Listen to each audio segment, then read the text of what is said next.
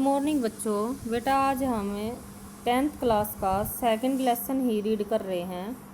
और second lesson में आज की जो हमारी हेडिंग है वो है 3 क्षेत्रकों की तुलना। तो जैसे कि मैंने आपसे बता दिया था कि 3 क्षेत्रकों में यानी प्रथम में कच्चा माल शामिल है, द्वितीय में निर्माण है, विनिर्माण शामिल होता है और तृतीयक में सेवा शामिल होती है। तो हमने ये देखना है बेटा कि तीनों क्षेत्र में सबसे ज़्यादा वृद्धि कौन सा क्षेत्र कर रहा है। या क्वेश्चन हमारा ये भी आ जाता है कि क्या कारण है कि पिछले 30 सालों में यानी तृतीयक क्षेत्र सबसे आगे बढ़ रहा है, इसका कारण क्या है।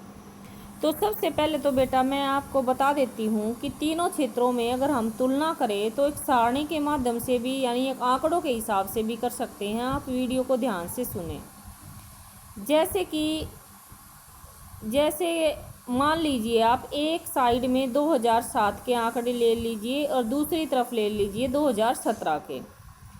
तो 2007 में आप प्रथम, द्वितीय और तृतीय क्षेत्र यानी तीनों क्षेत्र लिखें। 2007 में प्राथमिक क्षेत्र में यानी लोगों में जो वृद्धि है वो है 72%। अगर हम प्राथमिक क्षेत्र की ही 2017 के आंकड़े में गिनते हैं तो वे काम कर रहे हैं उसमें 60.5%। ऐसे ही अगर द्वितीय क्षेत्र में हमें लेते हैं आंकड़े तो उसमें जो लोग काम कर रहे हैं वो है 10%। और 2017 में जो अगर आंकड़ों के हिसाब से लें तो वे कर रहे हैं 17.5%। ऐसे ही तृतीय क्षेत्र में तो सबसे पहले तो आप ये देखें कि 2007 में अगर प्राथमिक क्षेत्र में 72% काम कर रहे हैं तो 2017 में यानी घटकर कमी आ चुकी है, यानी प्राथमिक क्षेत्र में लोग जो हैं 2017 के आंकड़ों के अनुसार कम होते जा रहे हैं। अगर द्वितीय क्षेत्र की बात करें तो द्वितीय में 10% काम पर लगे हुए हैं और 2017 में यानी 17.5 हुए हैं। तो द्वितीय क्षेत्र में यानी 2017 के आंकड़ों के अनुसार वृद्धि हुई है। ऐसे ही बेटा हम तृतीय क्षेत्र में काम करें अगर सेवा क्षेत्र में तो 2007 के अनुसार 18% लोग काम करते हैं और 2017 के अनुसार हम देखें तो 22% लोग काम कर रहे हैं। इसका अर्थ क्या हुआ कि अब जो हमारा वृद्धि कर रहा है वो कर रहा है यानी तृतीय क्षेत्र जो वृद्धि कर रहा है तो वो तृतीय क्षेत्र कर रहा है। तो ऐसे बेटा हम तीनों क्षेत्रों की तुलना कर सकते हैं आंकड़ों के अनुसार। एक हमारा आता है, अगर इसको हम दूसरे तरीके से भी समझ सकते हैं। मान लीजिए बेटा एक होता है जीडीपी का अर्थ होता है सकल घरेलू उत्पाद। सकल घरेलू उत्पाद में क्या है बेटा कि कौन से क्षेत्र से हमें कितना धन प्राप्त हो रहा है।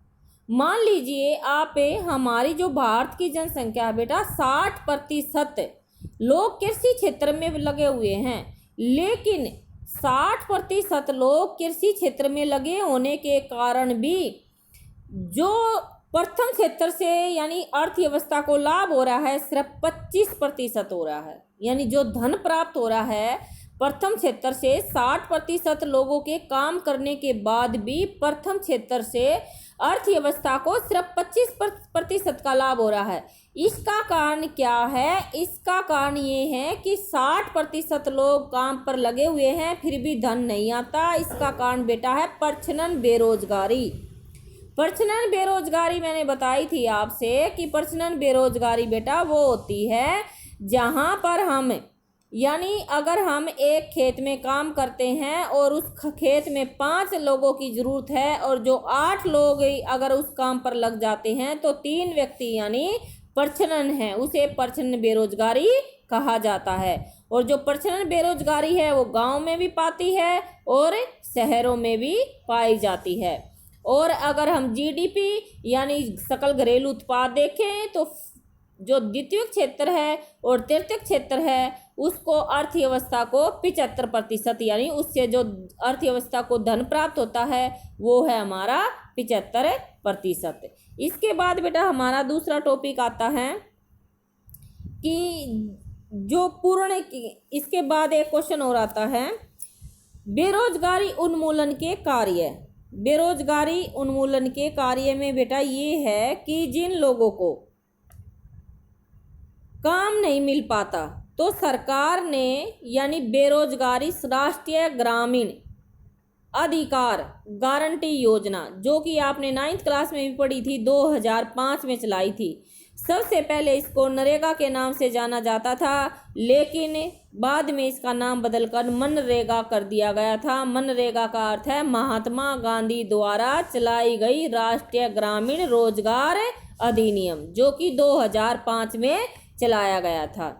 और इसके अंतर्गत बेटा हम ये देखते हैं कि जो सरकार होती है लोगों को 100 दिन का रोजगार, या तो सरकार यानी उनको रोजगार देने का अवसर देती है। अगर रोजगार देने में असफल होती है तो सरकार उन लोगों को 100 दिन के लिए बेरोजगारी भत्ता देगी। इसको कहते हैं मनरेगा या महात्मा गांधी द्वारा चलाई गई राष्ट्रीय ग्रामीण रोजगार अधिनियम, जो कि 2005 में लागू किया गया।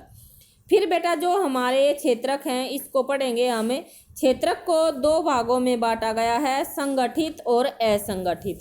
संगठित होता है बेटा जिसमें नियमित रूप से काम किया जाता है, और असंगठित होता है जिसमें नियमित रूप से काम नहीं किया जा सकता।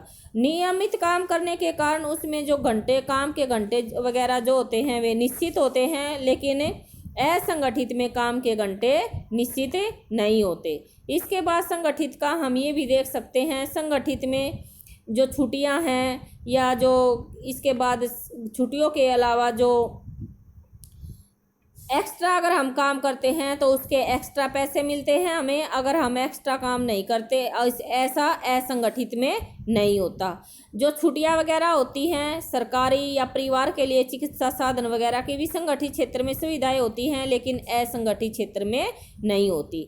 इसके बाद बेटा हमारे इन क्षेत्रों को भी संगठित आर्थिक विकास की समझ से 2 भागों में बांटे गए हैं। ये क्या नाम है, निजी और सार्वजनिक। सार्वजनिक या सरकारी, सरकारी और निजी। सरकारी में बेटा वे संगठन होते हैं जिन पर सरकार का अधिकार होता है, या लाभ, जो भी लाभ और हानि जो भी होगी वह सरकार की होगी। और निजी होती है बेटा जिसमें एक व्यक्ति या समुदाय का अधिकार होता है, और लाभ हानि भी उसी के अनुसार यानी उस समुदाय को की होगी और उस व्यक्ति की होगी। इसमें सरकार का कोई हस्तक्षेप नहीं होगा। ये हमारे स्वामित्व के आधार पर यानी 2 क्षेत्र बांटे गए थे, सार्वजनिक और निजी।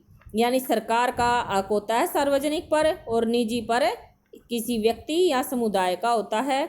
तो बेटा आज का जो हमारा चैप्टर है 2 ये समाप्त हो गया है। इसके बाद हम क्वेश्चन आंसर वगैरह करेंगे। थैंक यू बेटा।